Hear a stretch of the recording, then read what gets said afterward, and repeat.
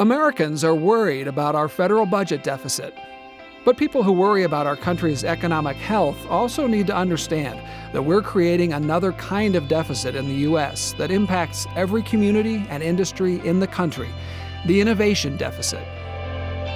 America's economy has been built on innovation and new ideas that create jobs and healthy communities. After World War II, our federal government helped the U.S. grow the world's strongest economy with strategic investments in education, science, and technology that made our country the world's innovation leader. Research funded by the National Science Foundation, the National Institutes of Health, NASA, and the Departments of Defense, Energy, Agriculture, and Commerce has led to life-saving vaccines, lasers, MRI, touchscreens, GPS, and even the Internet. In fact, more than half our country's economic growth in recent decades has been thanks to innovation, much of which has resulted from federally funded scientific research.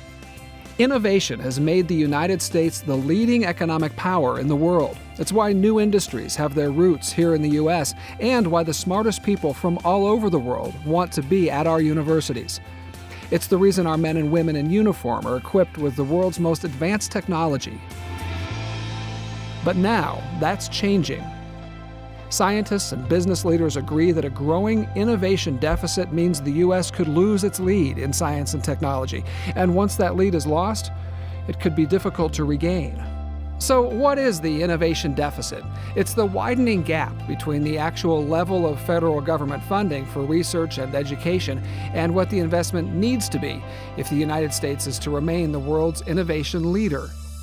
Let's look at it another way. Every country has great minds, and when we invest in those great minds by supporting education, science, and innovation, it leads to a strong economy. But if we cut back our investment while other countries grow theirs, we fall behind. America's investments in research and higher education are now flat or declining, while others, such as China, Singapore, Korea, and the EU, are dramatically increasing their funding in those areas.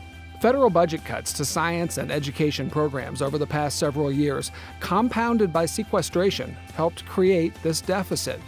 If we don't address the innovation deficit, it will be impossible to grow our economy, overcome our budget deficit, and create the jobs of the future as the rest of the world makes great strides. And the stakes are high. What country will become the magnet for the world's best and brightest scientists and engineers? What country will create the next information technology industry or biotechnology revolution? Who will make the next big discoveries in medical treatments, devices, and life-saving drugs? Will the United States continue to be the innovation leader, or will we be just another competitor? If the United States is to remain the world's innovation leader, we must close the innovation deficit by growing and sustaining federal investments in scientific research and education. We need students and teachers who are challenged to think critically and ask tough questions. We need laboratories that have the resources to break new ground. We need great universities that attract and grow great thinkers. Together, we can make it happen. Please tell your member of Congress to close the innovation deficit by supporting strong funding for research and education. America's future prosperity and national security depend on it. For more information, visit www.innovationdeficit.org or follow the conversation on Twitter with the hashtag InnovationDeficit.